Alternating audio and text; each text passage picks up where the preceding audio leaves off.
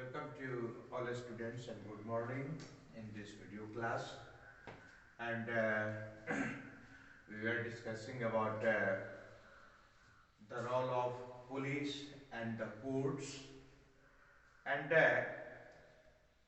after the role of police, and today we will like to discuss about court especially, and in district level you all know about the judiciary system. The Supreme Court is the chief of this judiciary system, and under the guidance and the shadow of Supreme Court, High Courts and all subordinate courts is running smoothly. And under in district level there are two types of courts. One is civil court and next one is criminal court. Civil courts which are related to money and property, while criminal courts are related to murder, rape, robbery. This type of case are related to criminal case. Now we will like to proceed about the trial of criminal case. The procedure for criminal case trial: the court listen to the arguments of the accused and the defendants carefully. यानी court वादी और प्रतिवादी दोनों को के argument को विधिवत रूप से ध्यान से सुनता है। उसके बाद क्या होता है कि if the court feels that personal appearance of a person is essential, यानी कि कोर्ट को यदि लगता है, यानी जज को यदि लगता है कि जिस व्यक्ति के बारे में यह केस है, मामला है, उसका यहां उपस्थित होना आवश्यक है, वैसी स्थिति में कोर्ट क्या करता है कि it issues summons to the concern person appear in the court। यानी जब कोर्ट को लगता है कि जो संबंधित व्यक्ति है उनको यहां सामने में उपस्थित होना आवश्यक है, तो कोर्ट समन जारी करता है। समन एक प्रकार का कोर्ट का आदेश होता है जिसे हर हाल में उस संबंधित व्यक्ति को उपस्थित होना होता है। उसके लिए निर्धारित डेट और समय कोर्ट मुकर्रर करता है।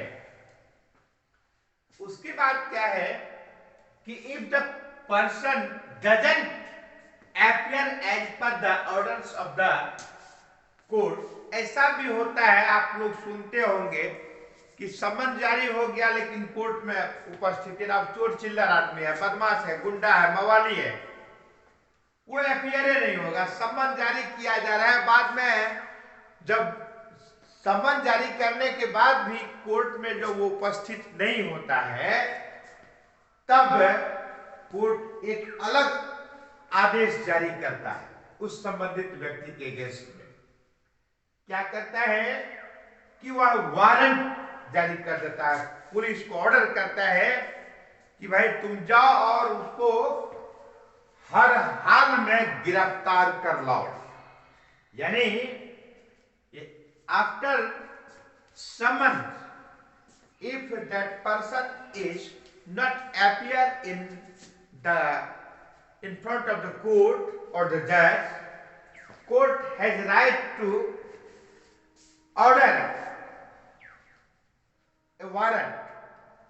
यानी तब कोर्ट क्या करता है, तो वारंट जारी कर देता है और पुलिस उसके माध्यम से संबंधित व्यक्ति को वह गिरफ्तार करने के लिए छापेमारी जहां हो दिन रात किसी भी वक्त जाके उस संबंधित व्यक्ति को वो क्या करता है, तो गिरफ्तार करती है।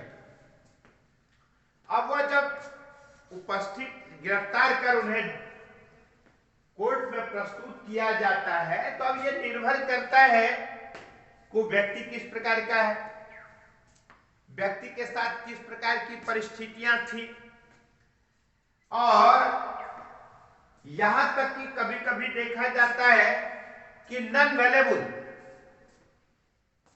वारंट भी जारी किया जाता है कि यदि कोर्ट के आदेश की अवहेलना की जाती है तो वैसी स्थिति में कोर्ट नॉन अवेलेबल वारंट भी जारी कर देता है। अर्थात इसका मतलब हुआ कि हर हाल में कोर्ट में जज के समक्ष उस संबंधित व्यक्ति को, अपराधी को, एक्यूज्ड को हाजिर होना ही होगा। यानी वह बेल पर नहीं आ सकता, यानी जमानत पर नहीं वह रह सकता है जब तक कि कोर्ट में सशरीर वह उपस्थित नहीं हो जाता है।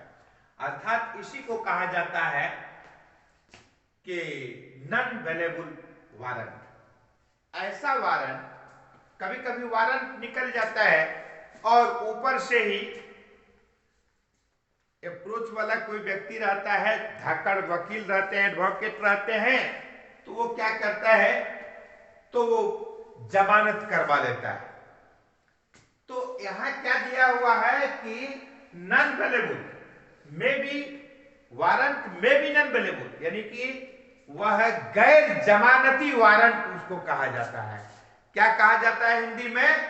गैर जमानती, जो बिना जमानत का, यानी जब तक कि कोर्ट में हाजिर नहीं हो जाता है तब तक उसको उसके ऊपर बेल का, जमानत का कोई प्रश्न ही नहीं उठता है। इसके बाद क्या होता है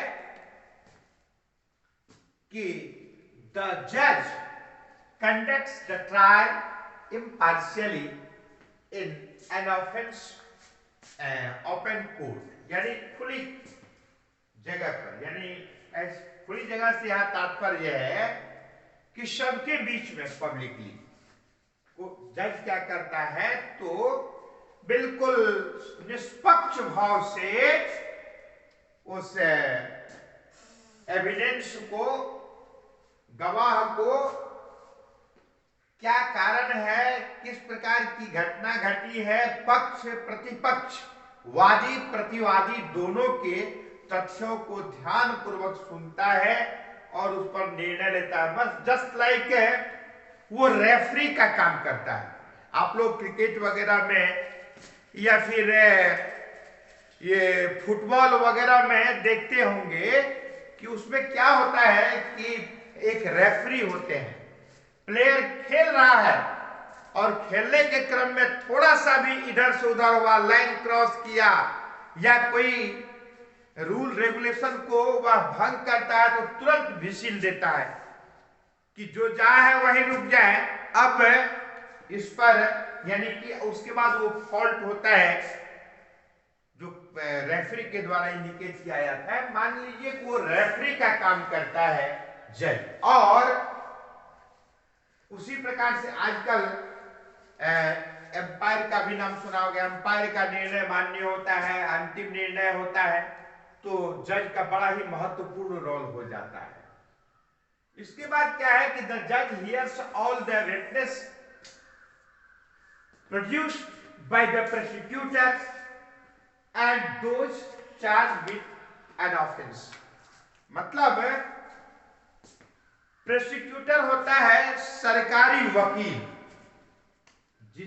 जो सरकार की ओर से उस पर अपना तर्क प्रस्तुत करता है, उन तमाम तथ्यों को सुनता है और जो प्रोसिक्यूटर होते हैं, अभियोक्ता उसको हिंदी में कहते हैं, के द्वारा सुनने के बाद फिर वह अकॉर्डिंग द जज on the basis of the evidence decides, यानी विभिन्न गवाह साक्ष्य के आधार पर जज निर्णय लेता है कि वास्तव में यदि वह गिल्टी है, दोषी है, तो उन्हें सजा का प्रावधान रहता है, फाइन का प्रावधान रहता है, या तो फाइन सजा दोनों का प्रावधान रहता है, वो महीनों में होता है, वर्षों में भी हो सकता है। तो इस प्रकार से जो क्रिमिनल ट्रायल्स होता है, इन विभिन्न प्रक्रियाओं से वह चलता है। आज की कक्षा में इतना ही, धन्यवाद।